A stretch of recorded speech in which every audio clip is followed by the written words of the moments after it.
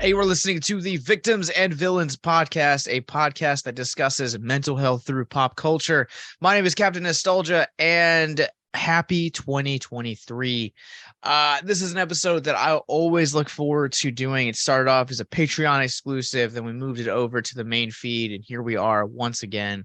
And breaking tradition, nonetheless. Normally, this is an episode that I do with Kales, but I'm so happy to be joined by J.W. Hoffman. I'm sorry, let's take that again. I had a friend in growing up whose name was J.W. So hold on.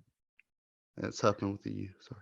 I am joined by J.B. Hoffman, host of the Manly Movies podcast, who is returning to the show from our episode back in June of last year on Toy Story. What is going on, my friend? Not much, man. I'm just getting back from Disney World and I'm ready to talk some movies. Yeah, so we are here counting down as you guys have probably read by now.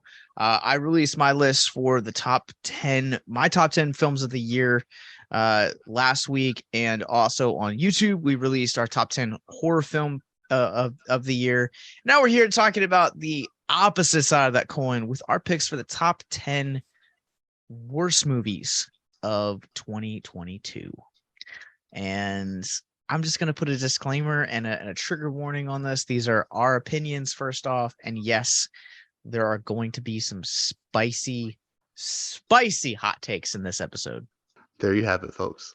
I'm ready for them. I'm always ready for hot takes. All right. Well, before we jump into these lists, for any new listeners that we might have had from the time of your last podcast until now, give us a brief overview of what Manly Movies podcast is all about.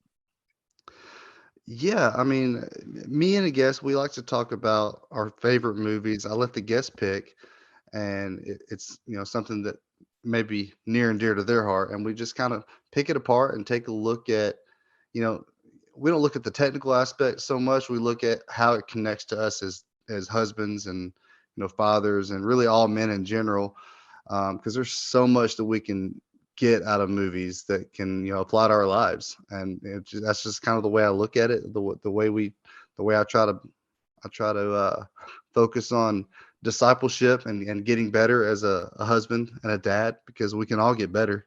No matter how far we think we've come, we can always get better. So and movies are a pretty good vehicle to talk about that. So Yeah, and you guys can we'll have links in the show notes below where you guys can find Manly Movies podcast. They've done some really awesome episodes so far, and soon yours truly will be on the episode on that. JB is really smart, is that he records a bunch of episodes in advance and then just kind of releases them. And I sometimes I feel like as a podcaster, I'm lucky to get ahead. But because we do so many other different things, it's kind of a challenge from time to time to do that.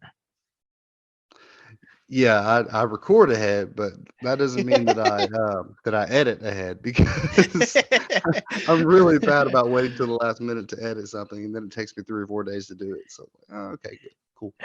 Yeah, that's the true aspect that, like, anytime like one of my friends is always like, I'm thinking about starting a podcast, I'm always like, make sure you have like enough to like time to like edit, because like that's the real pitfall of like podcasting, is like the editing process.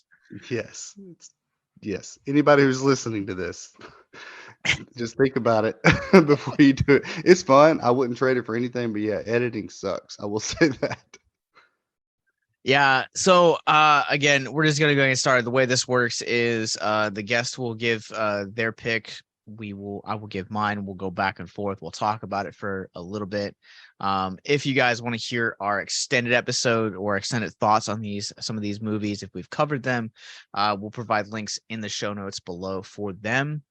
But yeah, let's go ahead and get started. We're going to be starting from bad to worst. And so, JB, what do you got at number 10, my friend? I hate to put this, but I haven't watched as many movies as I want to for 2022. So I'm gonna have to list this, even though it's my daughter's like one of her favorite movies. It's Marmaduke, and it's an animated film on Netflix. And she's watched it, countless times, and it's really not a bad movie. I mean, I consider it a 3-star movie, but out of the 60 that I've seen this year or 2022, it falls right smack dab at that bottom 10 mark for me. So I had to include if I can't include miniseries, then that's going to fall into my number 10 because I got a couple miniseries down there that are stinkers too. So Yeah, in my my bottom, I had some like short films, some like miniseries as well, but we're keeping this strictly to movies.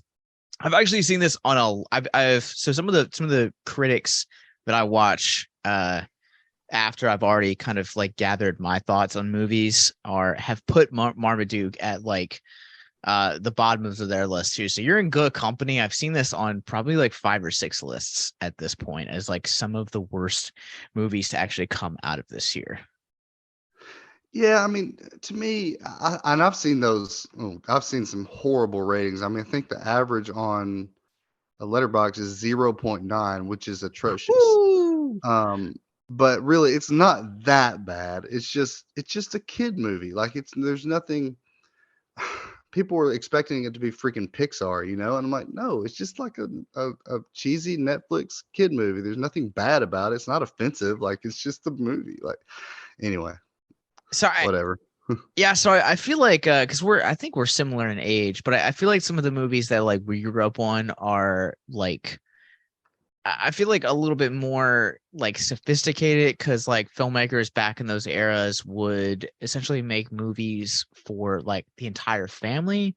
Whereas I feel Mhm. like there are demographics now that are like kids exclusive, and then you have like wider releases that Disney and like DreamWorks do that are appealing to the whole family. But like for something like Netflix, streaming giant that takes on all of these different genres, it's going to be something that's going to be more appealing to kids.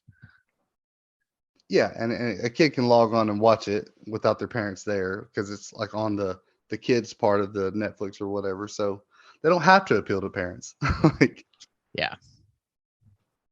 Well, I'm gonna kick it off with a really, really, really spicy hot take. In fact, it's so spicy, I would say that this might give you worse gas than Taco Bell at 2 in the morning. And my number 10 is actually going to be the-Fablemens.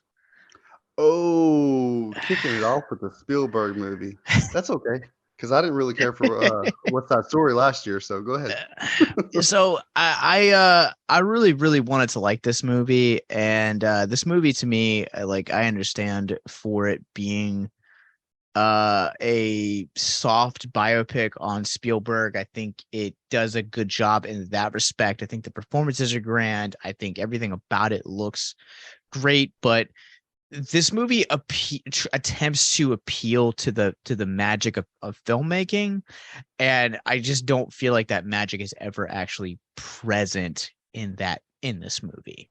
And that was kind of like the biggest letdown of why it ended up actually on this list. So I also don't know if you've seen it yet. So like don't take my word for it, I guess. There's a lot of people that like it. Like I said, this is a really, really spicy take. I think I'm like maybe one of 3 people that didn't like this movie. All right, my man, what do you got for number 9?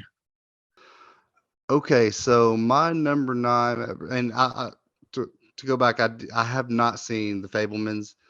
Um, I want to, but yeah, it's on my list to watch. But that's interesting to see that. But you know what?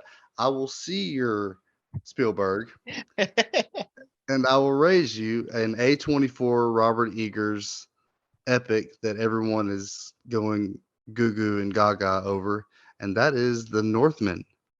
Was not a fan.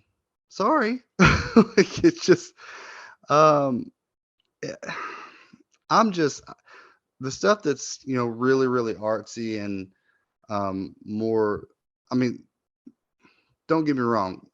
Cinematography, great. Special effects, great. Fight choreography, great.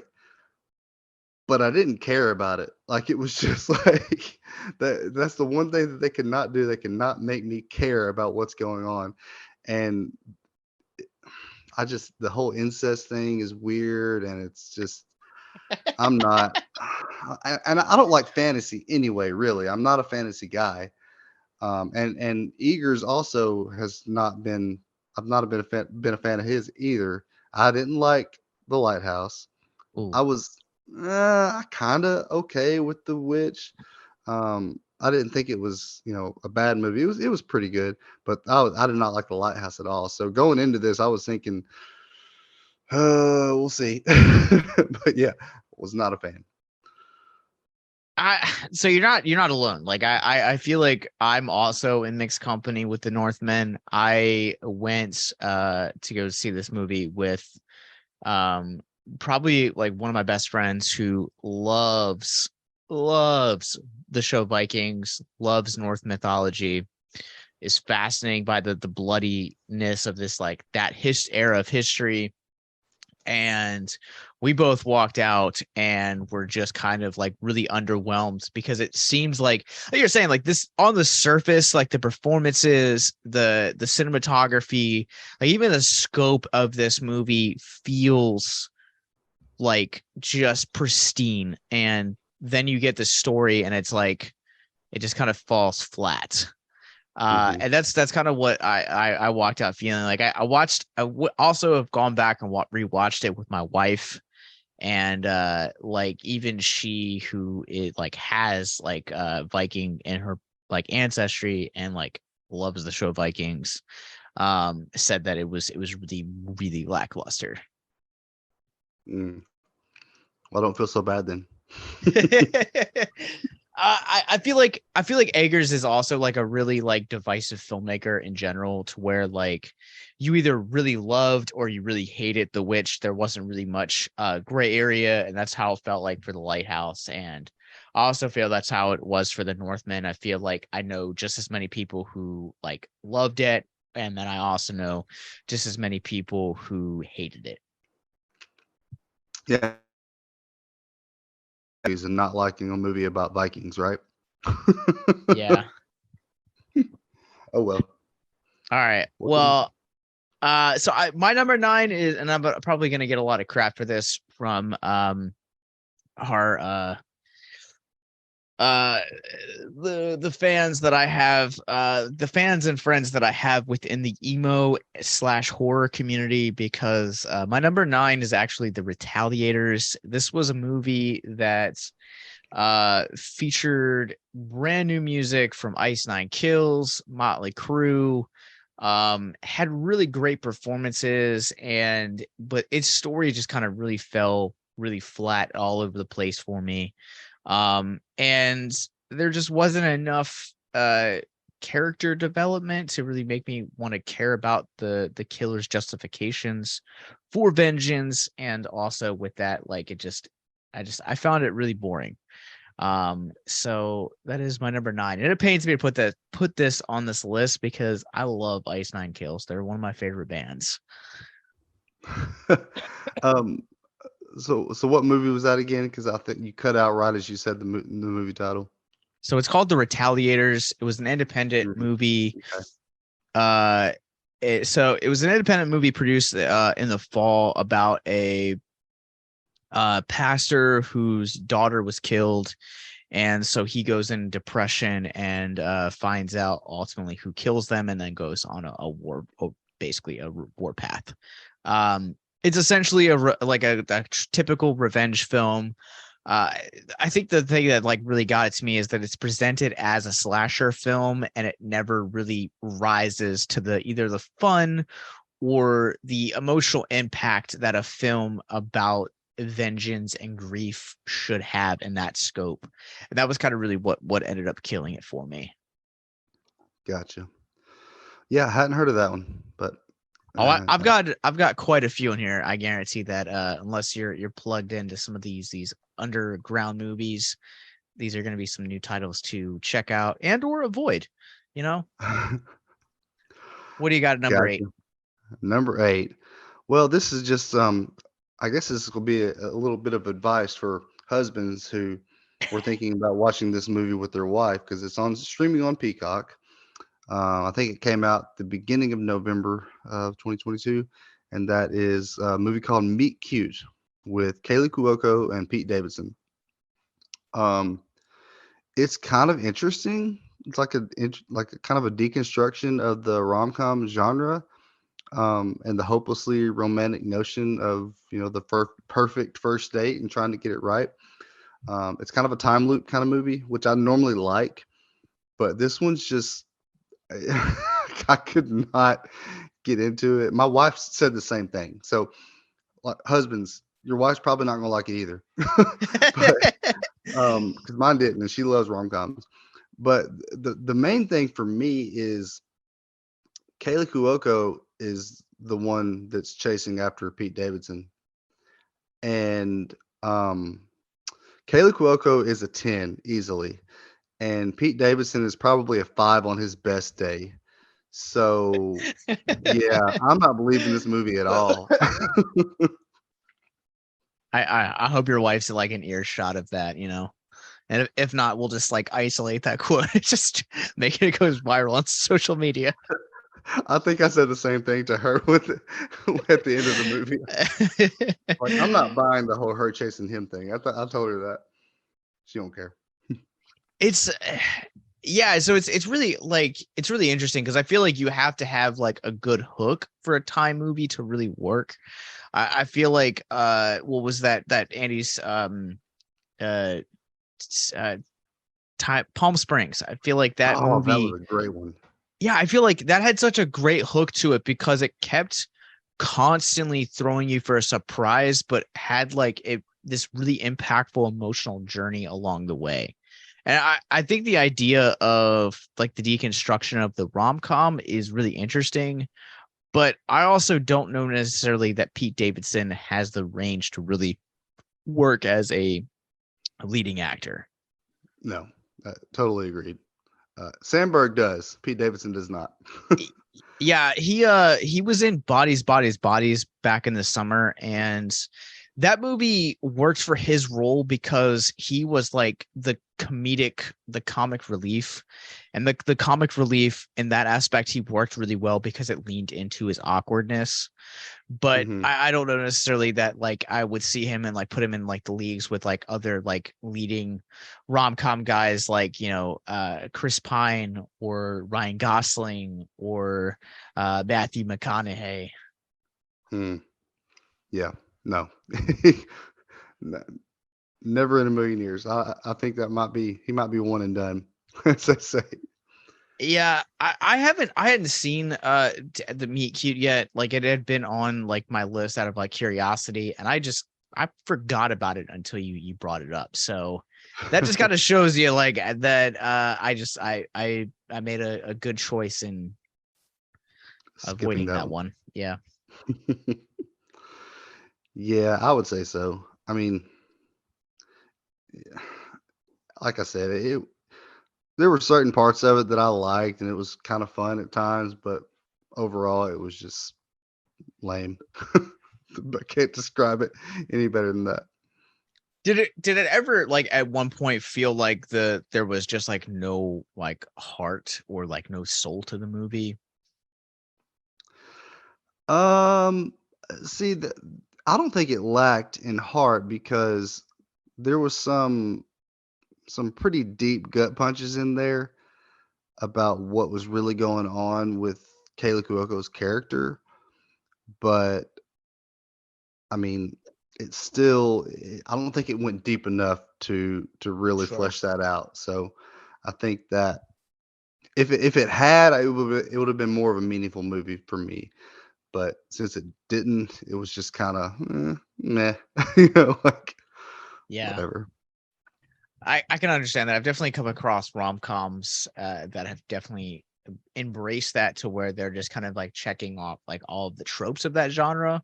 And it's like, all right, we're gonna like half develop this one character and kind of just like the other characters just gonna be kind of here.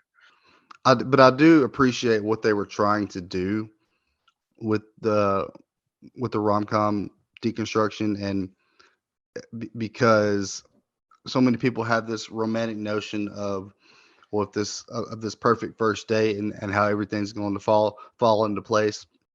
But it's never ever ever like that. Relationships take work, and Yeah. like and it's really nice to have something a refreshing wake up call like this in a film.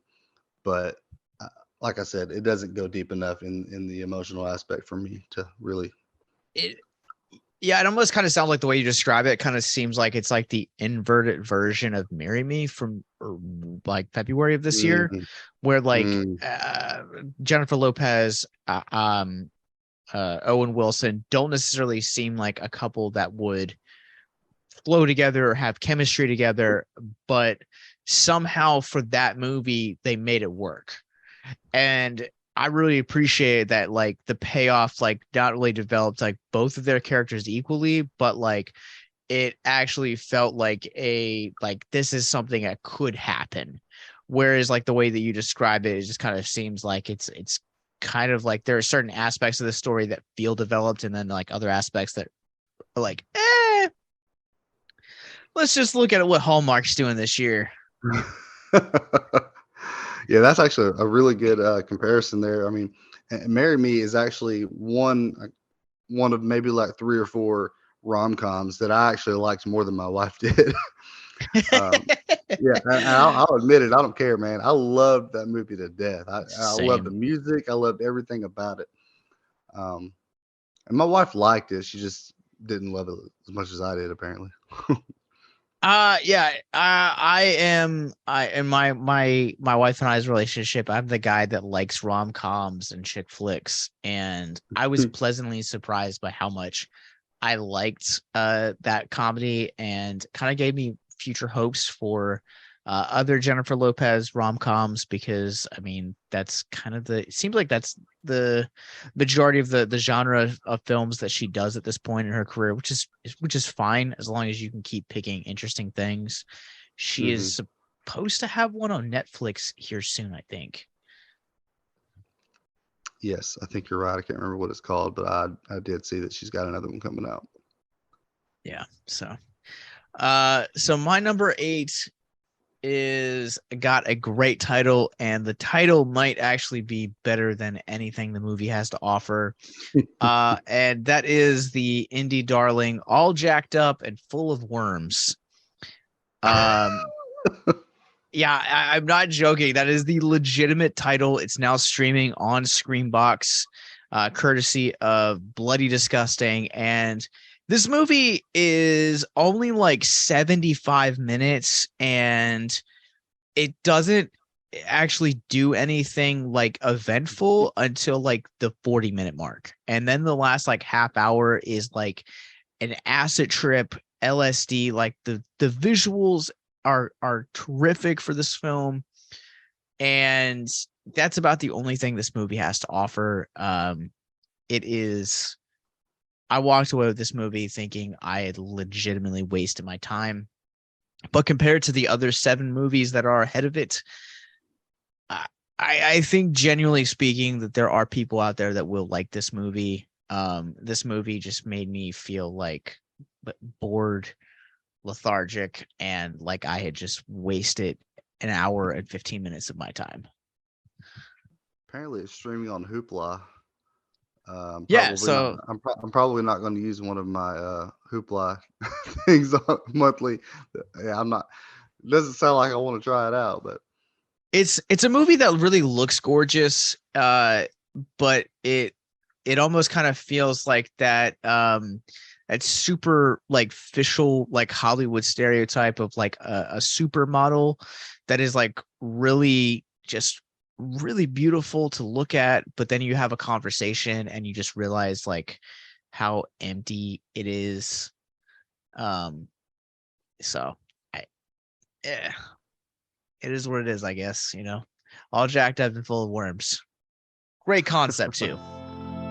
If you or someone you know is listening to this podcast right now and you're struggling with suicide, addiction, self-harm, or depression, we encourage you guys to please reach out.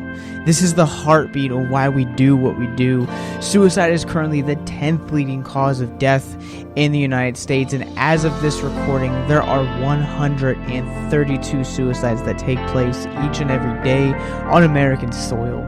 And when you scale back internationally, there are 800,000 successful suicides. That is one death roughly every 40 seconds. So if you or someone you know is struggling, you guys can go to victimsandvillains.net/hope.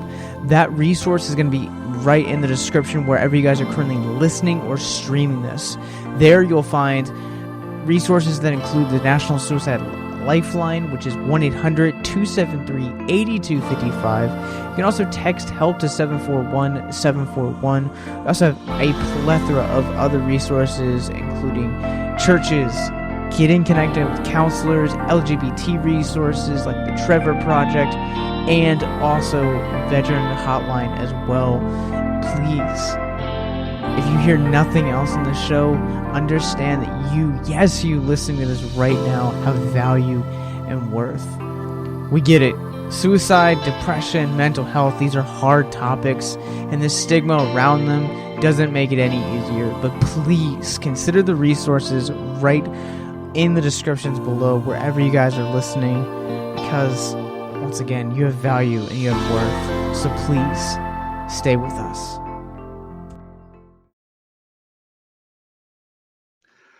Gotcha. All right, I'm gonna go with my next one. Another thing. I'm gonna step on some toes here, but Hot takes. Keep going. well, I don't know how hot it is because it's been pretty divisive for a lot of even in the movie critic circles. But Olivia Wilde's "Don't Worry, Darling." Oh, another sci-fi movie that I didn't like, which I'll here. Don't get me wrong, I love sci-fi. We just talked about time loop. I said I normally love time loop movies, and you know, utopian kind of movies like this. I like stuff like this too, but this one just did not do it for me, man. Like, um, first of all, Harry Styles can't act his way out of a paper bag. He needs to stick to singing and stop. Don't ever do this again, Harry Styles. Please. Terrible. Um, uh, Olivia Wilde, she can act. I liked Booksmart. I mean, I liked it. I didn't think it was like the greatest movie of the year, like a lot of people did, but I liked it. I thought it was good. But man, I think she should stick to acting really with this one. I don't know. Let her keep on trying, but this was just did not hit for me. But I can't say anything negative about Florence Pugh. I mean, she carried this movie. Like, if it wasn't for her ridiculously powerhouse performance, this would be a half star, like a terrible 1-star movie, but she rocked it. So I was kind of in the middle on this one as well. My wife didn't like it either, and that says something too when she doesn't. Yeah. If you guys are All right, watching, on Patreon, we have the video version, and like literally as JB's talking about this, it's literally just it's like daggers to my heart. hurting his heart. Yeah. This movie actually was an honorable mention for one of my top 10 best movies of the year. It clocked in at number 11 for me this year. I loved this movie. I was really hesitant on loving this movie. I know that this movie was really divisive, as you said, among both critics and fans alike. And but I was just enthralled with this movie. I thought its social commentary was really smart. It looks beautiful. Chris Pine, I feel like, is also like doesn't get enough mention for this movie. Like that dinner scene is like chilling to me. I walked out of that theater like with like goosebumps from his performance and Pugh's. And like when it came on Blu-ray, I picked it up and I sat down to watch it. My wife just happened to be in the room and she was like absolutely enthralled with this movie. So we actually had the opposite experience of what you had. That's okay. I don't know what it was, man. It just, I don't know. I feel like the social commentary was very, very forced. I mean, it's Olivia Wilde. I mean, I kind of knew what to expect from it, but in the end, I was just kind of it was just a little bit too much for me. I'll just leave it at that. So I feel like for me, the one of the things that like really helps make this film more impactful for me, and I want to suggest this to you as well as to the listeners. So probably 4 or 5 years ago, Gina Davis did a documentary called This Changes Everything that really like shined a light on women working in Hollywood, not only as directors, but as producers, associate producers, like makeup artists, etc. Like how women's role in Hollywood really has evolved but hasn't quite changed, and it really kind of gave me a big appreciation for the feminine point of view in Hollywood, how important films like Don't Worry Darling are. And so the documentary again, it's called This Changes Everything. It was on Netflix. I don't know if it's still there, but I highly recommend that movie.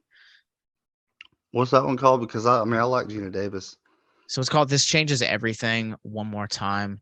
And like I said, like this documentary is not super long. I think it's like an hour and a half, but it like is such a engrossing female point of view from like I believe the era of like the silent films to the talkies, and kind of like how women have been like sexualized and like demoralized like throughout like the rise of film in the industry, and then like also like figures like Harvey Weinstein, how they play into that. And this movie I feel like just does a really good job at like encapsulating that. So that's what made the social commentary on Don't Worry Darling hit a little bit deeper for me. Gotcha. Um, I just read a review from one of my friends. It kind of describes how I felt about it. It says the first 2/3 are very strong. The last third is abysmal, and that's kind of where I was at. Like, I was really, really getting into it, but the way that last act was just kind of like, okay, I'm done. I was checked out at that point. Oh, that's so sad to hear, because I feel like I had the opposite effect, to where like the last act where the big twist exists, I was like, oh, okay, all right. This makes everything that the film has said up to this point that much more important and that much more impactful. And that's the reason why I really came away with this film. And like I said, like performances are really good. I really wish that Chris Pine would do more roles like this, to where they're really menacing, because he's really good at that. Yeah, for sure. What was that other movie he was in earlier this year that I hadn't? You're asking the wrong guy. Yeah, the wrong guy. I'm sorry. I don't remember offhand. There's a good chance I probably didn't catch it.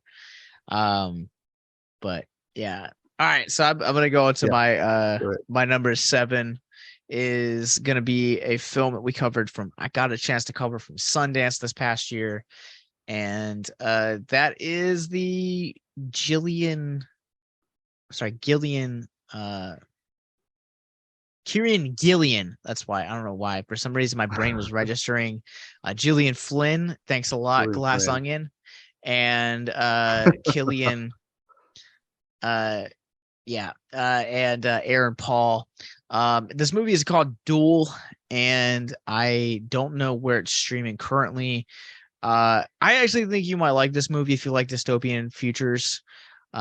This movie, just to me, like, again, I think this is like one of those like really like spicy hot takes I have, because I feel like all of my friends that watched this movie really enjoyed this film. If you guys want to see a more favorable review of this movie, you guys can check out Joshua Howell's review that he did once the film hit the streaming services earlier this year.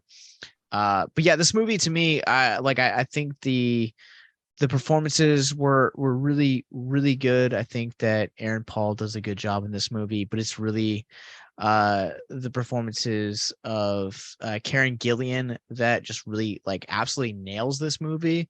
And she's the, like, much like what you were saying with Don't Worry Darling, like had not been for her performance in this movie, because she plays two versions of herself in this movie, I don't necessarily know that I would have liked this movie as well as I did, or like I feel like the score for this movie would have ended lower and it would have been higher on this list. But yeah, I don't know. This movie just didn't do it for me.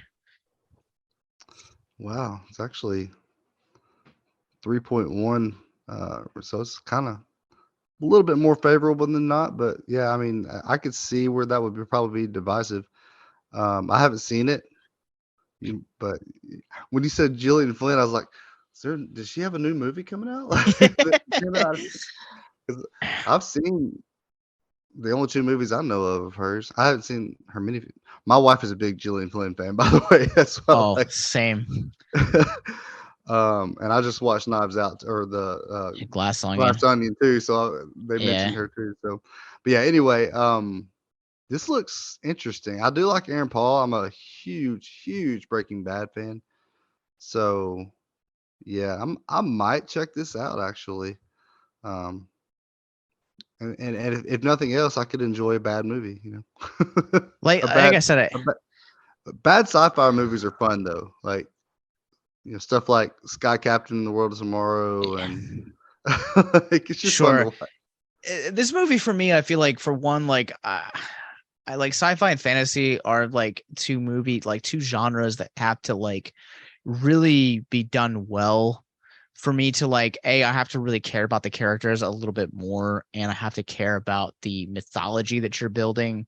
And I think the dystopian elements of this movie work really well, but I don't necessarily like the elements that are engrossed in um the character development, because it just doesn't seem like there's a lot.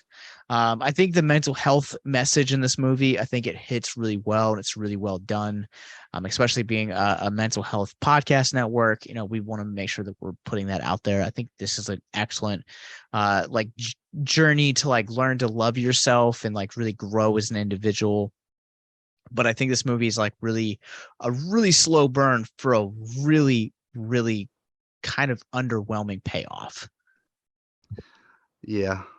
Well, I'll go on with my next one. And this one is not controversial at all. I don't think. I think most people generally will say that this is not a good movie. But it depresses me because I was really looking forward to watching this because I love all of these ladies.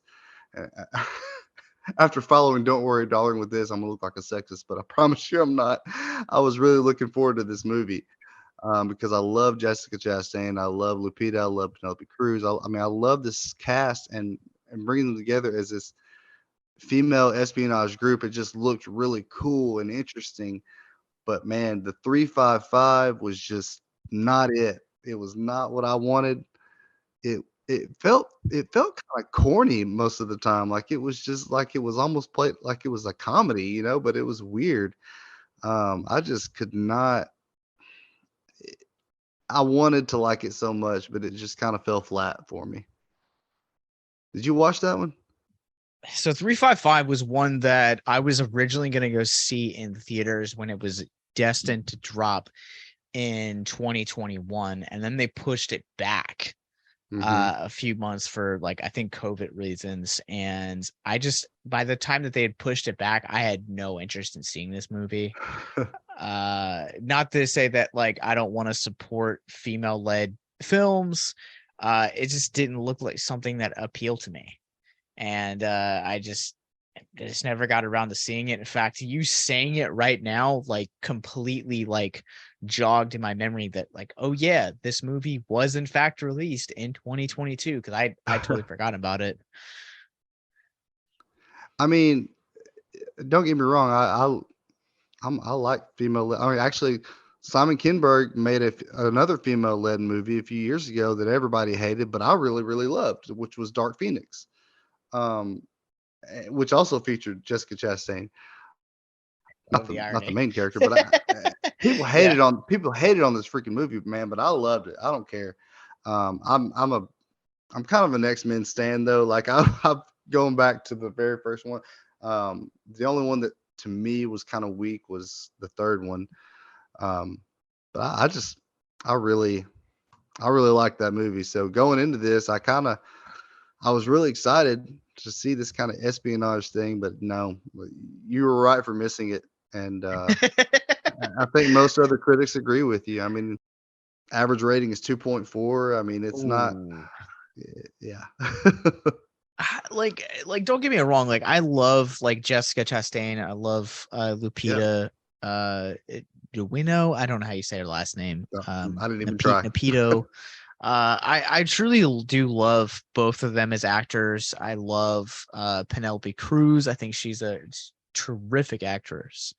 Mhm. But this movie, like, to me, like, this is one action movies are like one of the very few films I feel like that are being made in the 21st century that this statement could apply to. If it's not a proven tent uh pole franchise, I have almost literally no interest in seeing it. I feel like some of the only action movies being made nowadays that are worth my time and investment are the Mission Impossible movies or James Bond. I feel like every other just kind of feels like you were saying, like kind of corny, kind of really falls short. And like I applaud them of like doing something different and kind of shaking up that standard of filmmaking and the genre, and kind of like trying to shake it up. But to me, like the idea and the concept of like all of these countries having to work together seemed really noble, but to me it just doesn't seem like it's worth my investment. I think the idea is better on paper than it might actually be on film. I will say that if Roland Emmerich or Michael Bay's making it, I'm probably going to watch it.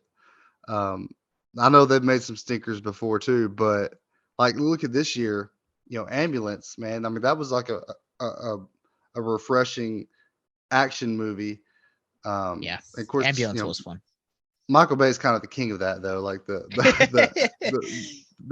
action, and in a lot of cases is over the top action, but it's still fun to watch, and it's still unique and not just taking IPs and comic book movies and stuff. What we're overloaded with comic book movies right now, so I'm happy to see stuff like that come out. And I even like the one that was a Brad Pitt movie, Bullet Train. A lot of people didn't like that, but I loved it. I mean, you can get some legit action movies that kind of come out of nowhere that aren't like a proven property, but they're few and far in between. and a lot of people don't like them. Like I think most people didn't like Bullet Train, but it is what it is. I think this year is like there are surprises I feel like that have been given us in terms of action movies this year, whether you're talking about Bullet Train. 'Cause Bullet Train, I had a lot of fun with Bullet Train.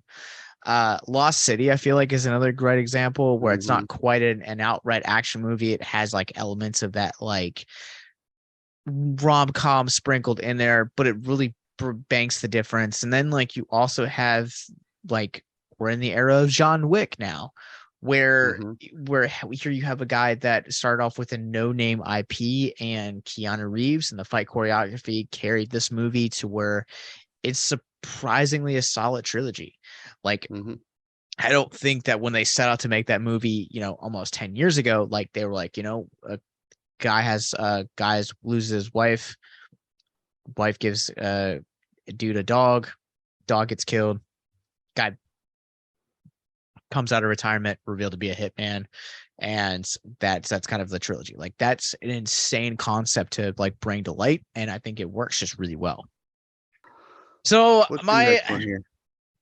My number 6 is probably no surprise to a lot of people that this one's going to be on the list.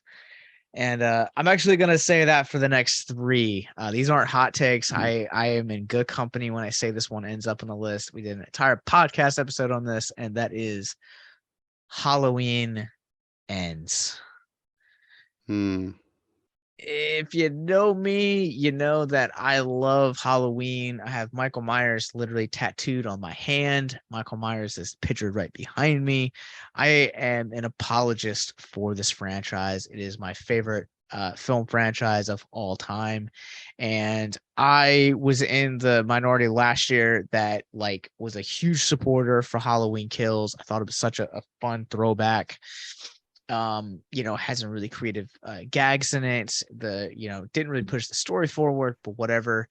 And I feel like a large portion of what they did for this film was they took it and they undermined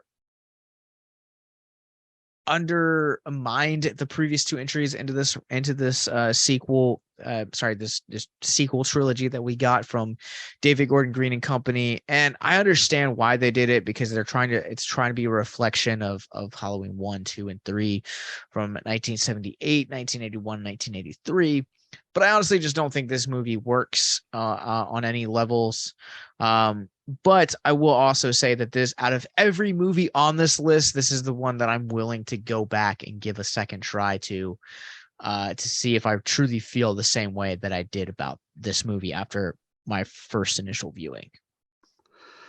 Yeah, that's actually one I haven't seen. I had never actually seen the reboot Halloween until this past Halloween, actually, the 2018 version, and I really, really loved that movie.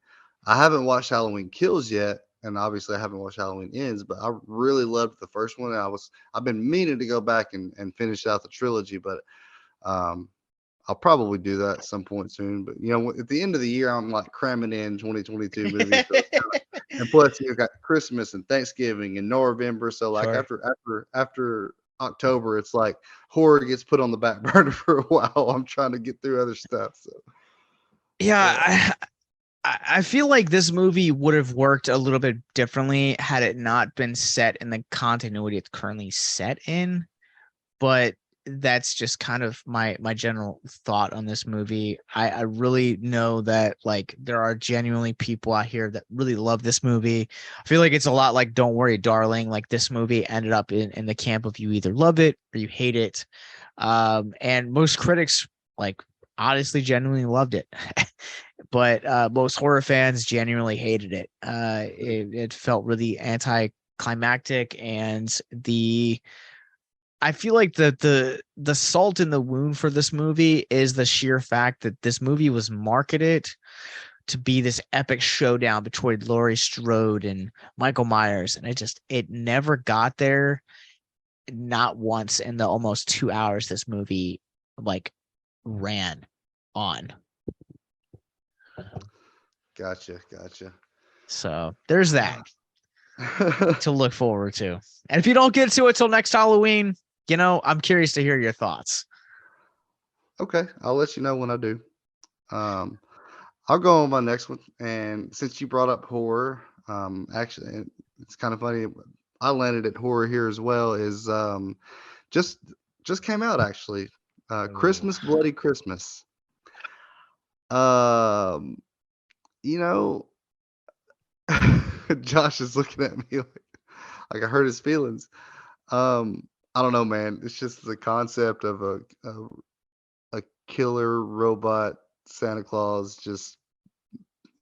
I just wasn't into it, and the way, and it didn't help matters that they started out like I was at a freaking frat party with how really vulgar it was, like the entire, like the first, you know 30 minutes of the movie. I was just like sex joke after sex joke after sex joke. Like, okay, come on, get on with the movie. Like but it was just, but the robot Santa Claus was just really a little bit too much for me. I guess I didn't read enough going into it, but it just didn't really hit with me. But I will say that never, ever, ever trust robots. And that's what I got out of this film. So I want to preface this by saying that I don't necessarily hate this movie. I didn't necessarily love this movie. That's kind of how I feel about Joe Begos as a filmmaker. I think that he does films that have really good concepts, not necessarily great execution. I think this movie looks pretty stinking beautiful.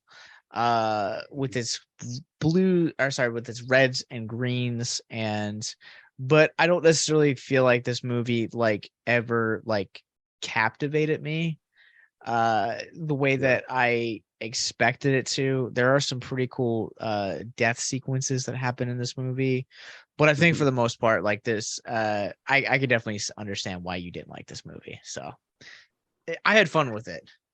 Yeah, I mean, I'm not gonna lie, I had a lot of fun with a lot of the stuff that was going on, but man, dude, it's just you're talking about, how Jason and Michael Myers, how they just like live forever. Man, this robot could not be destroyed, and it was just like, oh man, come on, keep. How many times can this thing be quote unquote dead? And really, I mean, it's a robot, so I don't know. It was just the Yeah, truck scene was really fun to watch. I will say that this movie, like, there are definitely times where I found myself, like, especially in probably like the last like act of this movie, that I was really frustrated because it seemed like every time the movie was like set to end, Santa came back to life, and I was like, why? Like just decapitate the dude's head and then boom, you know? Yeah, that's how I felt, man. And I think I fell asleep a couple of times, really, towards the end, and had to go back and watch it just because, like you said, was just repetitive. And I was like, okay, did they have to make an 87-minute movie, or could they have shortened it? Because they just felt like they added extra scenes of Santa coming back to life, and I'm like, just stop, just stop. Yeah, I feel like had Santa like come back to life, and like there have been like other victims along the way, the movie could have worked better. But the fact Yes. that like Santa keeps coming back and you already have a final girl after everyone's already dead, this movie like doesn't work in that regards. Right, agreed. Yeah, that would have made it a lot better because it would have built more suspense, knowing who's going to die next. But it's just, Yeah. she's going to live. You know what I mean? Like Yeah. to have Santa come back to life with this one girl left. I mean, yeah, Kind of anticlimactic on that point. So for sure. How would you guys like to help us get mental health resources into schools, conventions, and other events? Well, now you can. Simply go to patreon.com/victims and villains for as little as $1 a month. You guys can help us get mental health resources into current and upcoming generations, educate and break down stigma surrounding mental health, suicide, and depression. And you get exclusive content that you can't get anywhere else. And you guys can tell us which Nicolas Cage movie you want us to cover, and we'll do it. All it takes to get started is to go to patreon.com/victims and villains, or simply click the link in the episode description wherever you guys are currently listening or streaming this episode. Pick your tier and get started today. Yes, it's that simple. So quickly select the tier that you want and help us get hope into the hands of the depressed and the suicidal today.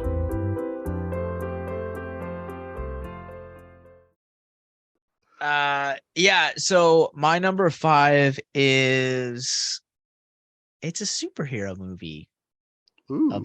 of sorts, and that is the long, a long, 8-time delayed fable tale that is Morbius. Hmm. I hated this movie. I was really intrigued by it for a long while, and seeing this movie, like, Jared Leto does a terrible job in this movie. Matt Smith, I'm convinced, can play nobody outside of the Doctor. And this movie was just really anticlimactic. There was no character development. They like I felt like they took some of like their like sequences and like inspiration from the Nolan Dark Knight movies, and like just basically like blatantly ripped them off. This movie was like, it's really terrible. It's really terrible, and it will grow in infamy and cult status, guaranteed. You know, I don't know why I still haven't watched that movie. It's on Netflix. It is on Netflix now, I know, but it took a long time for it to come out on streaming. It's kind of like it's kind of funny that the two movies that delayed on streaming for the longest, in my opinion, this year were Everything Everywhere All at Once and Morbius. Like how far apart can you get as far as critically acclamation goes? But they took forever to put either one of those on streaming, and that's kind of funny to me. So I need to watch it because I like that universe. I liked or, I mean, I'll say this. I really try to give the non-MCU Marvel Sure. movies the benefit of the doubt, because those are the ones that are going to get all the love, and the non-MCU ones are going to get all the hate because Disney pays critics to do that.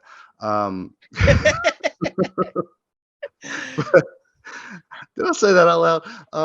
No. Victims and Villains does not represent the viewpoints of JB Hoffman or Manly Movies podcast. Continue. No, I'm just kidding. Just kidding.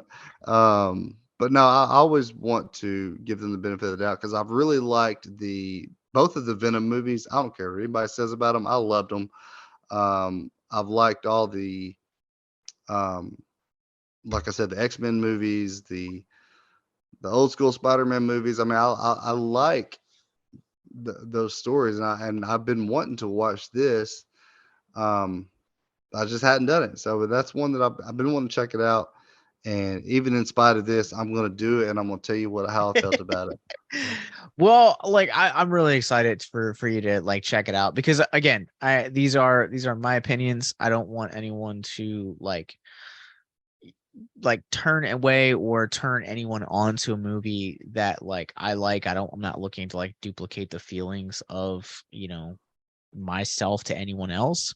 I feel like this movie, like you brought up like X-Men, Spider-Man, this movie feels like something out of that era. It definitely feels like something that belongs in the early 2000s camp with like Spider-Man, the way that Venom and Venom Let There Be Carnage feel, to where they're kind of campy but they work. Like Venom to me, like with the camp, like it works. I think the second Venom is probably the best one out of like the non-MCU films we've gotten so far. But let this also serve as a reminder that depending on where you are, you can now sue studios for false advertising. And if you remember correctly, Morbius was originally advertised to exist within the Tobey Maguire Spider-Man universe, and that is no longer the case. So you could sue Sony Pictures for false advertising because they have taken out every mention of Spider-Man to work their way into this weird canonical universe that they're trying to build up, which also now somehow features Michael Keaton's Vulture.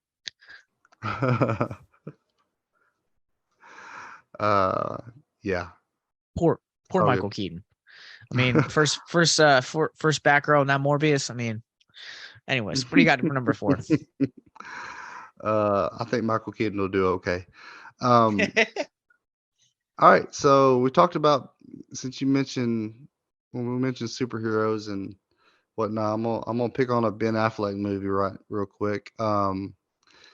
It came out, I think it was in March when it came out, and it was with Ben Affleck and Ana de Armas. It's called Deep Water, and this is one that my wife really wanted to watch, and it kind of seemed like it was a throwback to like the 90s erotic thriller type movies, but there really wasn't much about this movie that I would say was thrilling. It was just erotic. Like, there was, no character development at all. I didn't feel like there was any style. The writing was just lazy. I mean, the only there was like a bicycle race was like the most thrilling part of the movie, and it was just kind of dumb. Um, but I guess the only bright spot was there was one little girl in there named Trixie. That was probably the only thing that was like good about the movie. But yeah, it was weird. Like, it could not have. Did you see that one? It was on my list, and again, much like I've said about a couple of your picks, like the 355 and Meet Cute, like it was on my list, and then like I either canceled because it's on streaming on Hulu, but I canceled Hulu before I actually ever watched it. And when I got Hulu back later this fall for Hellraiser, I was like, you know what, I don't need to watch it. My interest had passed. Yeah, and it's one of those, and I really don't like it when movies like this use this trope or whatever, but just too many things just kept falling into his lap.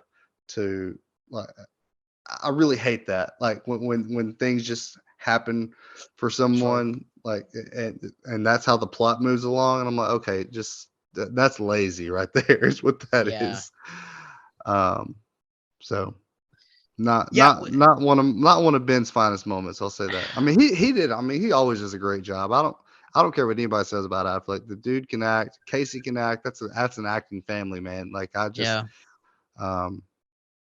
and Ana de Armas, great actors. And I can't say anything about them.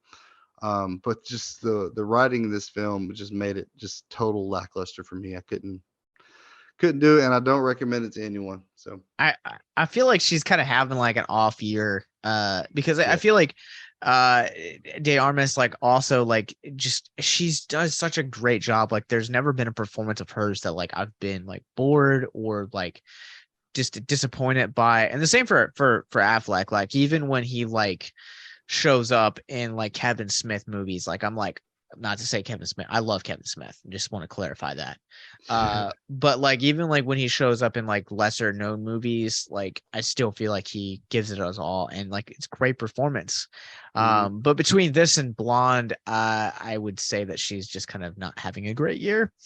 And this might have been another like Gigli situation where like Affleck was like, we're both actors, we should make a movie together, because they were linked romantically at the time that they shot this movie. So there is that. There is that. That doesn't mean they should make a movie together, though. No, Apparently. Maybe with a better director and writing team. Maybe. So my number 4 is gonna stay in the realm of horror and return to the realm of horror, and it'll stay here for the rest of the list. My next one is going to be one that's not a single soul asked for, and most people despise the name Victor Silva. He is the writer and the director and the creator behind the Jeepers Creepers films. And so a new studio Screen Media produced a 4th film that is a reimagining / a rebirth, appropriately titled Jeepers Creepers Reborn. And it is about as anticlimactic of a movie that you could make. This movie fails on every single level. It is boring. The CGI is terrible. I have been more moved by paint drying than any actor's performance in this movie. There's a subplot that has no payoff in this movie with one of the main characters. It feels like they're attempting to set up future installments, but not actually tell you why you should care about any promise for this future. This movie just absolutely is just legitimately terrible on every freaking level. Another one that I hadn't heard of. What was Look, the name of it? so it's Jeepers Creepers Reborn. It was Oh, a okay, yeah, yeah. it was a back in September they did a 3-day Fathom events big thing for it, and I was really interested to see what they were gonna do. Like, I believe in redemption. I believe in second chances. Like, if a creation doesn't necessarily work with one director, it could definitely work with another director. But this movie just didn't work. The promise just fell immensely flat. And yeah, I really honestly just don't know what else to say about this movie. It was just truly boring from start to finish. I really liked the first one, but I never saw any of the other ones though. But you know, the one with Justin Long, that I really liked that one when I was younger. I need to rewatch it and go back and revisit it, but it sounds like I don't need to dig too deep into that franchise. The Apparently, the literally legitimately the first film is the best movie in the franchise. The second one I feel like is important to the mythology, but not necessarily a better movie. well, I'll move on to my next one. It's another rom-com, another Christmas movie, actually. Two Christmas Oh, movies made my bottom oh. 10, which hurts my heart because I really love Christmas movies. I just spent the last several weeks watching a lot of them. Um, and I love this actor too because I love This Is Us. My wife and I watched that show from beginning to end and cried every week. Just to be honest, man. But it's called the Noel-Diary, and it's streaming on Netflix. And it's got Justin Hartley from This Is Us. And man, I don't know what to say about this movie. It's about a guy who's cleaning out of the. You read the description, it looks very interesting, but it's just like it's the longest 99 minutes I've ever like it's a short movie. It's not that long, but it's just you keep watching thinking, okay, it's going to get better. It's going to get better. But it doesn't. Um but it's pretty much par for the course on most Netflix rom-coms, but it, yeah, just didn't do anything for me. And my wife felt the same way. So anytime we both line up on a rom-com, it's usually pretty accurate. I feel like it's so weird to hear that like a movie that's under 100 minutes doesn't like do good. And like I feel like every film on both of our lists so far have been under just about under 2.5 hours. The Northman might be pushing it, but the majority of these movies are like an hour and a half to 2.5 hours. So they're not like super long, but like this is also in a year of cinema where we have like sweeping epics like The Batman, Black Panther, Wakanda Forever, Avatar, The Way of Water, and Babylon that are like these like 3-hour plus movies that are just like really well done. And then you have like films that are like 90 minutes and that like just can't do like simple things like character development or like hook their audience. Yeah, that explains it. And I'm like you. Normally, if it's an hour and a half to 2 hours, I mean, you can pack something in and it wouldn't. It should be able to hold my interest, but man, this one did not. And like a lot of these other ones didn't. But it is what it is, man. It felt honestly, it felt like a Hallmark movie. Let's just put it that way. A Hallmark Oh, Christmas movie. Yeah. yeah. So, No, yeah, I would check out immediately. I probably wouldn't make it through like 20 minutes if that's the case. I'd just be like, nah, not for me.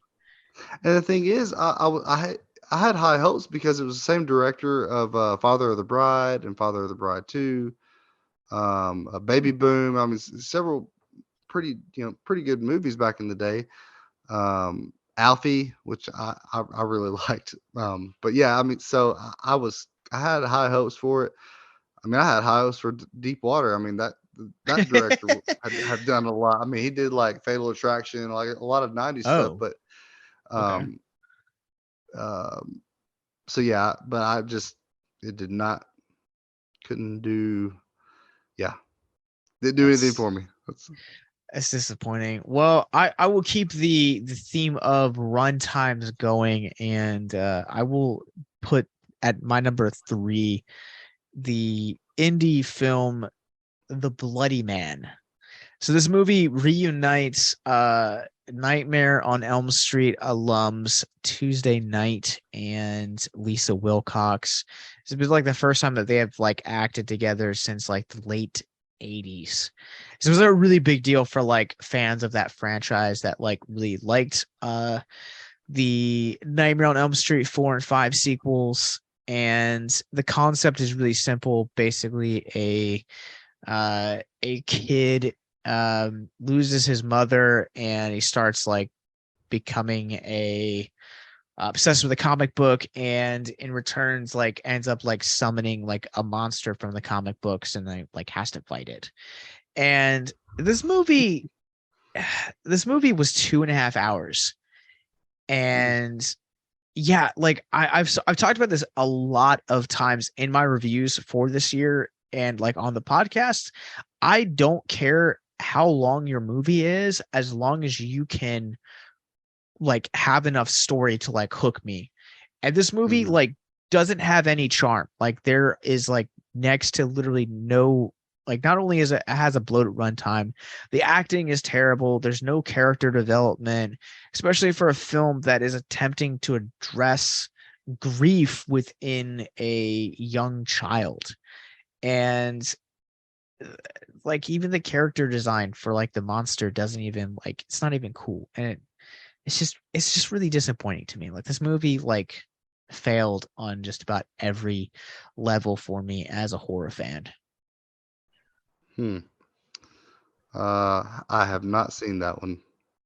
Yeah, not a lot of people have, and there's probably good reason for that. Yeah, I'll remember that in my future. Uh, Exploits. yeah, exactly. All right, I'll keep the runtime theme going with my Okay. my next one. This nearly 3 hour slogfest of style for the sake of style with no substance. That I mean, it tried to be it tried to pierce at people's heartstrings, but or tug at people's heartstrings, but it just was just too much. Yeah, Blind. We've already talked about Ana de Armas, and I was one of those viewers slash critics slash whatever. It did not connect with me at all. It felt like softcore porn at times, and I know a lot of critics have defended it, saying that it wasn't. I'm like, did we watch the same movie? Like, it really felt like I felt like I was watching Showtime or Cinemax. Like what the heck?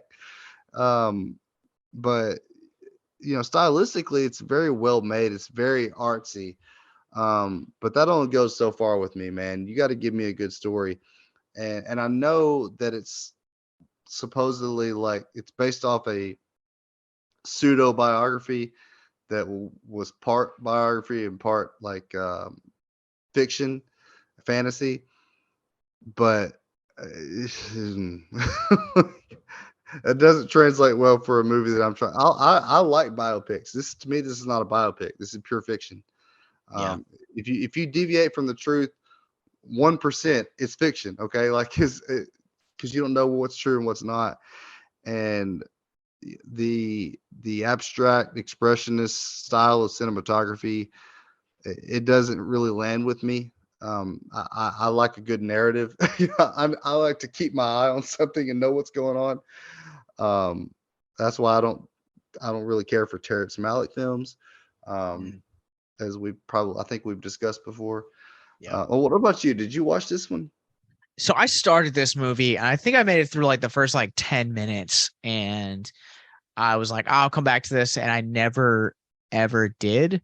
I was actually considering it to like come back and like actually finish it within the next like 2 weeks because I totally forgot about it, and I was like scrolling through Netflix and I was like, oh yeah, I forgot this movie was a thing.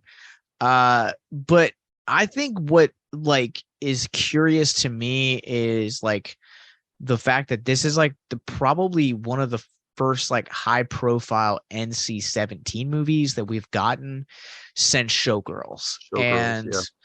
if you guys have listened to our podcast for any length of time, you guys know that I am a diehard Showgirls fan. It is one of my favorite bad movies of all time, and I think for me, like I'm curious about like what a 2022 film with an NC-17 film rating looks like, because I feel like in terms of like censorship, like we've definitely loosened the reins since 1995. Yeah, I mean, I thought it was worse than Showgirls, really. Ooh. I mean, I mean, not a is lot it? of people like Showgirls, so Oh, okay. Not worse as far as movie goes. I'm talking about as far as the content. rating, the Sure. content. Yeah, I thought the content was worse. Um, I remember watching Showgirls, and I remember kind of liking it, but it's been a long time since I watched that movie. Um, when I first watched it, I was a teenager, and Sure. it was Jessie Spano, and Yeah. it was not. I just wanted to watch it because of her. I'm gonna leave it at that. But yeah, it was an okay film. Like it was. I didn't. I gave it 2.5 stars because I mean, like I said, stylistically it was great, but it was just, and it really did what it was trying to do, and to make us empathize with Marilyn, Norma Jean. However, it just, I don't know, it kind of made me disrespect Andrew Dominic, and don't get me wrong, I love the two movies I've seen from him, Killing Me Softly and The Assassination of Jesse James. Assassination of Jesse James is top 25, top 50 all time for me. I love that movie. Oh, okay. So I love the director, and he has a good history with me. But what he did here felt a lot. It felt very hypocritical, because he was trying to make us empathize with this sex symbol that everybody was looking at her just about how sexy she was, and they were abusing her and, like, exploiting her, when he's doing the same daggum thing with Ana de Armas in this movie. He's exploiting her. Like, and it just bothered me. And I know she signed up for it and she said yes, but you know what? So did Marilyn. Like, I'm watching this movie and I'm like, he's doing the exact same thing with her as they did with Marilyn. Obviously, he's not doing the behind the closed doors favors that Sure. they were doing with Maryland, but still, it just I don't know. I It felt like the pot calling the kettle black for me. Like, just couldn't didn't jive with me. That's fair. I'm still curious about it, and like it's still on my list. Like, there might be a possibility that I end up watching at some point in 2023. So we are recording this in the last week of 2022. But I mean, I don't really, I love biopics, and I knew this one was historical fiction coming into this. And like I don't want to necessarily say that like I have like a dying desire to like want to see this movie, but there's the fascination is still here for it. It just, I want to be able to like have time to where like I don't have anything else to do, like worry about, like I have 3 hours to kill, let's go. I feel like that's also like another like holdup of like why I don't want to sit down and commit to this movie yet, is the runtime. Right. Yeah. That it actually took me and my wife. I think it took us 3 days to watch it, like, because she kept falling asleep. Because to her, if there's no like good narrative going on, she's gonna fall asleep. I Sure. mean, she'll fall asleep in an Avengers movie when it's all pure action. If there's not like plot going on, she'll start snoozing. And this movie put her to sleep. It put me to sleep at times. I think it took us 3 days to watch this thing. Jeez. Yeah, it's hard. It's hard to get through. Yeah, I've heard that's the common thing that I hear about it from like a lot of people. But then I have like very like few people that I think Aaron from Feeling Film is actually one of the few friends I have that Gosh, like yeah. loved this movie. And I definitely think that like, you know, there are a couple like divisive films that have come out this year that like I've definitely been on the side like as a cheerleader for, whether that has been the previously mentioned Don't Worry Darling and Darren Aronofsky's The Whale. I was just blown away by that movie. And I know that there are a lot of people that didn't really care for that movie, and it's very divisive. You either really love it or you really hate it. And so I'm also curious though to watch Blonde to kind of see where I will land in that camp, whether I really love it or really hate it. Yeah, that is one that I've been looking forward to watching is The Whale. I haven't seen that one yet. And I've liked a lot of Aronofsky's films that I've seen. Um, so I mean, I'm glad to see that you liked it. I'm happy to see that Brendan Fraser is getting some love for it. So making a resurgence in people's eyes. So Oh, it's number 6 on my best of list this year. nice. It is yeah, he absolutely performances across the board are fantastic. And I feel like if you've gone through the things that the source material addresses, you'll connect to it. But if you haven't had those experiences, then it just kind of feels like over bloated propaganda. So What's my number number 2 is two? another indie horror film called The Friendship Game, which stars Peyton List. And basically this movie was the story of four friends that buy this mysterious game at a yard sale, and it's to put their friendship to the test. And when secrets start coming out about their friendship slowly starts falling apart. And it to bring up the themes of time loop, this movie attempts to do the time loop thing, and again it just really falls flat. This movie was so boring. So boring. Yeah, so it's called The Friendship Game. It is really, really dry. It attempts to like tie everything together by throwing in a time loop, and it just doesn't connect itself really well. Like I don't really know how else to describe it.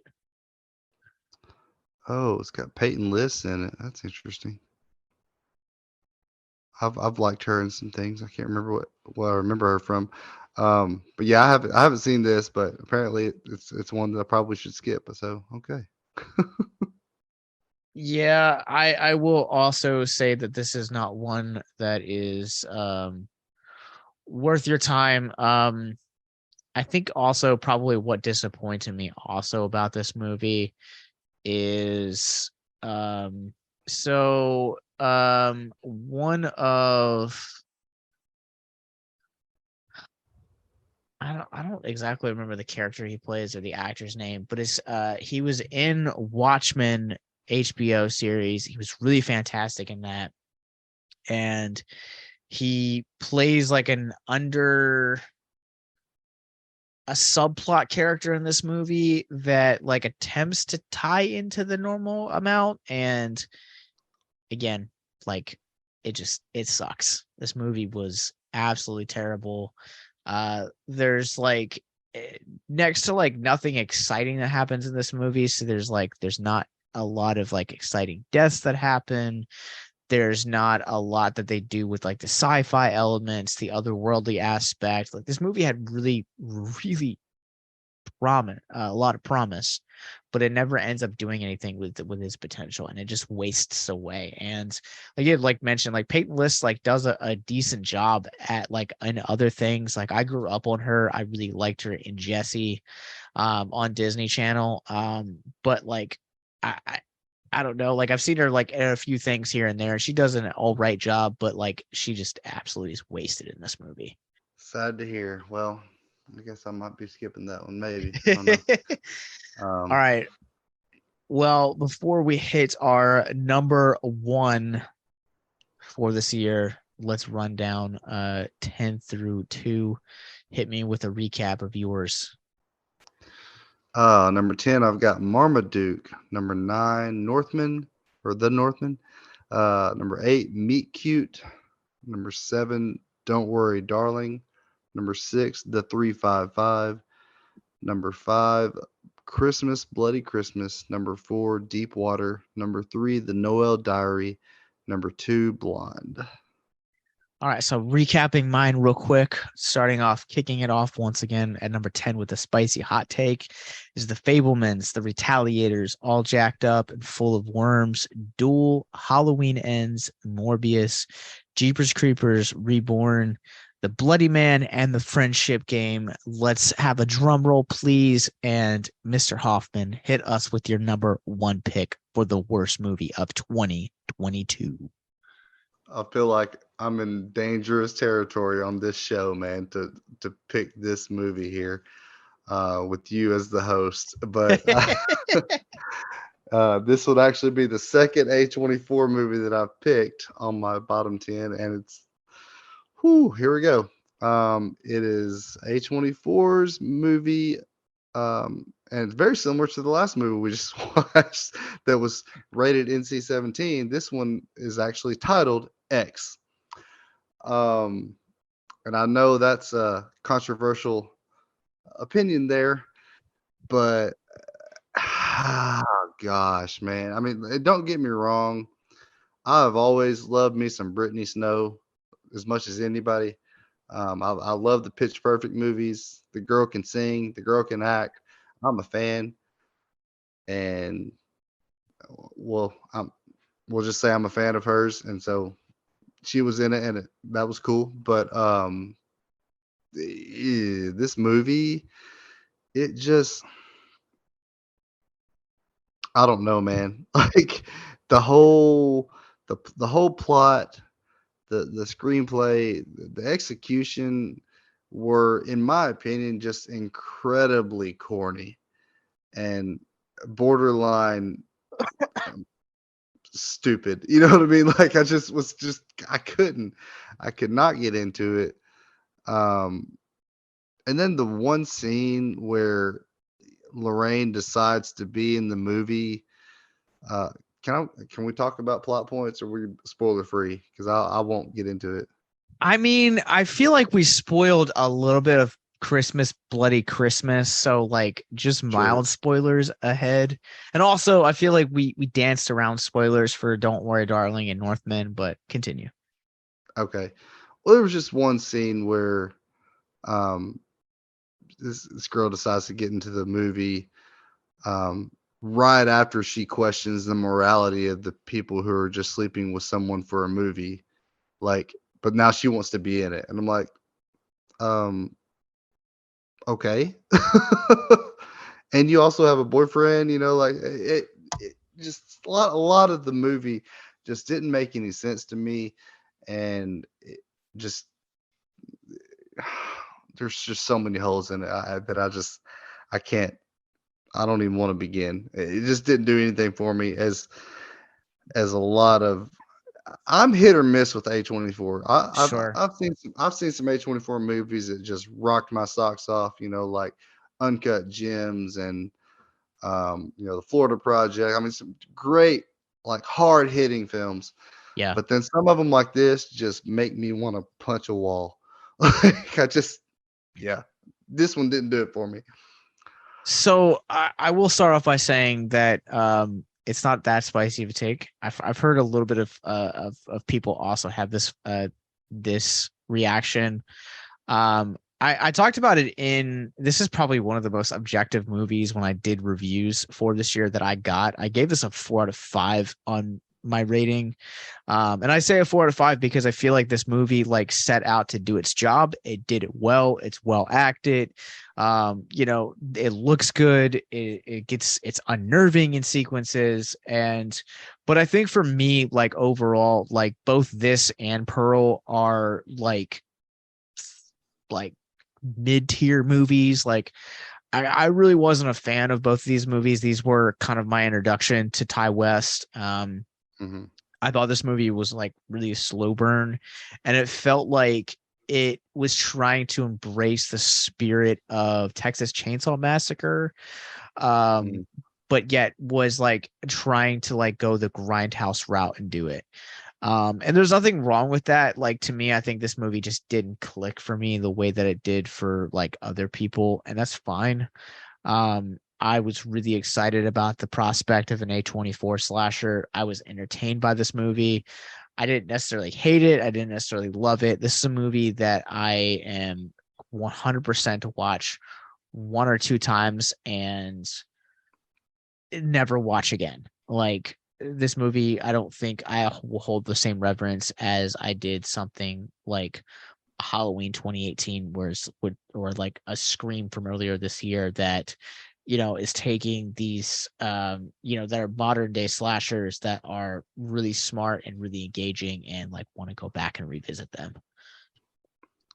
Yeah, and it really didn't help that I watched The Black Phone right before X, and that movie just blew me away. Yeah. And you mentioned Scream 5. That movie, honestly, it made me feel like the original Scream did back in '96. Like it just hit me so hard, and the way that they brought it back. So yeah, I mean, there've been some pretty good horror movies that have came out this year, and they've hit me pretty good. But X just, ooh, man. So yeah, like I said, watching it after The Black Phone was just a huge letdown for me. So yeah, this year as far as horror goes has just been absolutely insane. Whether you're talking about films that have been released theatrically or films that have been released, direct to streaming services, this year for horror has been probably one of the best that we've had. I would probably say in probably like 10 years. Now, don't get me wrong. There have been great movies that have been released outside of this year that have been good and like have been released in those 10 years, like how we previously mentioned, like Halloween 2018, Ready or Not, movies like that have really made an impact and have just been a lot of fun. And like I feel like I didn't love X, I didn't hate X. I'm kind of like middle of the line. I will say probably calling it like the worst movie of the year is kind of a spicy take, but hey, that's your opinion and I respect it. I mean, like I said, I don't watch a whole lot of bad movies. I've only seen 60 movies this year or from 2022, so I try not to watch bad movies if I can help it. That's fair. So. That's fair. And you also have kids, whereas I do not have kids, so there's also that. Yeah, I don't have a whole lot of time to watch. Yeah. So That's small fair. sample size. There are probably worse movies than X out there. I'm not gonna watch them. I really respect that, man. There are movies this year, including my top pick for my number one that I really wish I hadn't watched. That I was just like not let go by, whether they were released this year or they were released, several years ago. We're coming off of Christmas, and probably one of the biggest regrets that I have this year is watching A Christmas Story 2. It was god awful. It's so bad. It's so bad. But my number one pick is a little bit worse than that, and that is a Spanish sci-fi film called Punta Sinastra, Punta Sinastra. And basically, the premise of this movie is a journalist. I got a chance to cover this for Fantasia Fest. Basically, a journalist goes to a local, a small town off the coast of Mexico, researching for an article to like debunk a local urban legend about a plane that mysteriously goes vision. This movie is 64 minutes long. It's not super long. And this movie is the only movie I've gave this year that I gave a 0 out of 5 on for any film I rated on Letterboxd, any film I reviewed for Victims and Villains. Somehow this movie makes treasure hunting actually boring. Like, I didn't think that was a thing. And like, I just thought like treasure hunting is like an odd, like a give me. Like, even the treasure hunting episode of SpongeBob where they paint soap to be doubloons is more interesting than this movie. This movie feels like Tommy Wiseau, like if he got a chance to make The Room into a treasure hunting movie, this would be this movie. Its dialogue is terrible. It's actual like ADR audio overlay is terrible. The CGI is just truly unbearable to watch. And I stand by this thing that I put in my review to say that Puna Sinastra is one of the worst movies of the decade would be generous. This movie is absolutely freaking horrible in every kind of fashion you can imagine. Tell us how you really feel. I feel like, and like I really hate to put a DIY movie as my worst film of the year, but I did not see anything that came close to this movie in terms of scope of its just terribleness. All right, even at 63 minutes, I think that's one I can skip. I'm one to, if something's under like 85 minutes, I'm more likely to watch it because hey man, what's an hour and 20 minutes, But it sounds like this is one that I just want to stay away from, apparently. Yeah, I think I even in my review like even recommended people not to watch this movie, and I still stand by that. So skip this movie. What is the worst movie that you guys have seen this year? Make sure that you guys let us know on Victims and Villains. But I think that's gonna do it for us on this episode. Here's a question for you before we enter. Are there any like 2 or 3 honorable mentions that almost made your list but didn't? Well, there's where the real spicy takes are going to come in. Because my number 11 was going to be Pixar's Turning Red. And all right. Keep going.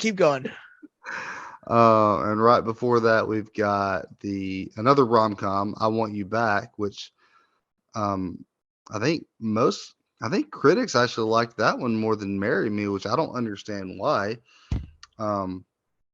But yeah, I did not. That movie was just whatever to me.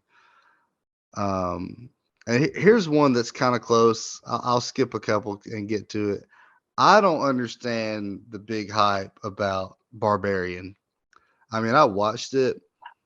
The social commentary was kind of cringe, and it was almost like they were trying to touch on a whole lot of different subjects, but they didn't really like dig deep into any of them. And I'm like, okay, it always seems forced when they try to shove social commentary in, but I've liked stuff like what Cabin in the Woods. I mean, that whole movie is surrounded. I mean, is a social commentary on why the heck do we watch movies like this? You know what I mean? So, or just a scary movie. the horror film genre. Um, but that doesn't mean I'll always like it. But Barbarian, it just I don't know. It was just I don't know. I could not.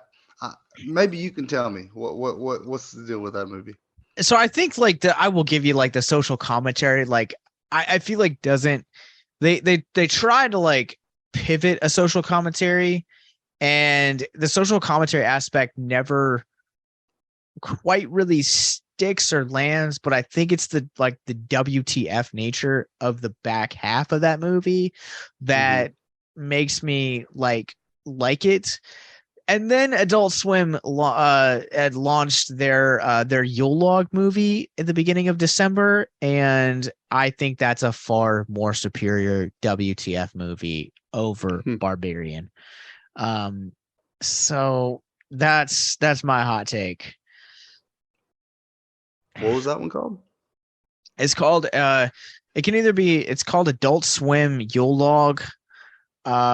It's one of the most insane movies I've ever seen. It's streaming on HBO Max. It is also one of my honorable mentions for the best movies of the year, and it is definitely in my top 10 horror movies of this year. Nice. Interesting. So I'll have to check that one out then. So what were your honorable mentions then? So my honorable mentions, obviously, they are going to be all horror.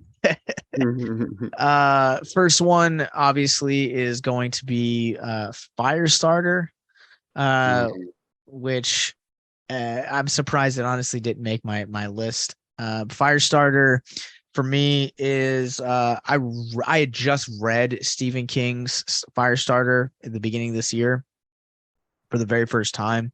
And so like the emotional connection and like underlining tone between like the father and daughter character really hit me.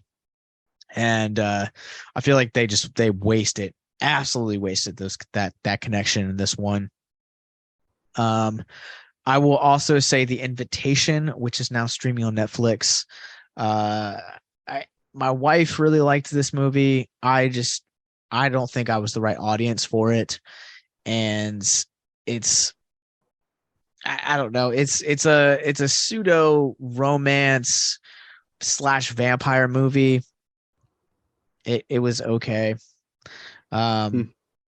Really anticlimactic. The film just never decided. It never felt like it knew whether or not it wanted to be a romance or to be a vampire movie. And then my last honorable mention is the Shudder original, Who Invited Them. This movie has really good performances, but there's not a whole lot that it can do in terms of just I don't know. Like this movie feels like it's a horror comedy, but it never quite feels like it lands the horror or the comedy. It's really messy throughout the way, and like the last act is supposed to be this like big reveal, but it's blatantly obvious that the twist is revealed from the first time you meet the characters with whom the twist takes place. There are a lot of people that I have seen that genuinely like this movie, and I'm really happy for you. I am not one of them, so it is an honorable mention for me. Very nice. So well, cool. That is that. So, well, let us know what you guys thought about what the worst movie of 2022 is. But where can people find you online, my friend? You can find me on Twitter at manlymovies1 and on Facebook at facebook.com/manlymovies. I'm also on Letterboxd. I'm just under JB Huffman, no periods or anything. So find me where I'm spreading nonsense on my pseudo movie reviews, and listen to my podcast where I can just shoot the breeze about some of my favorite movies. So good times. Yeah, it's a good podcast. Go check it out. You guys can find me. I am at Captain Nostalgia on Letterboxd as well. I'm on TikTok as Gent Ghostface, Gent. And you guys can also find us on Victims and Villains everywhere. We're on Facebook, Instagram, Twitter, Twitch, YouTube, and wherever you guys get your podcasts from. And most importantly, in the show notes below, you can also find links to all of these things, as well as links to our mental health resource library. So happy 2023, guys. And until next time, remember to stay golden.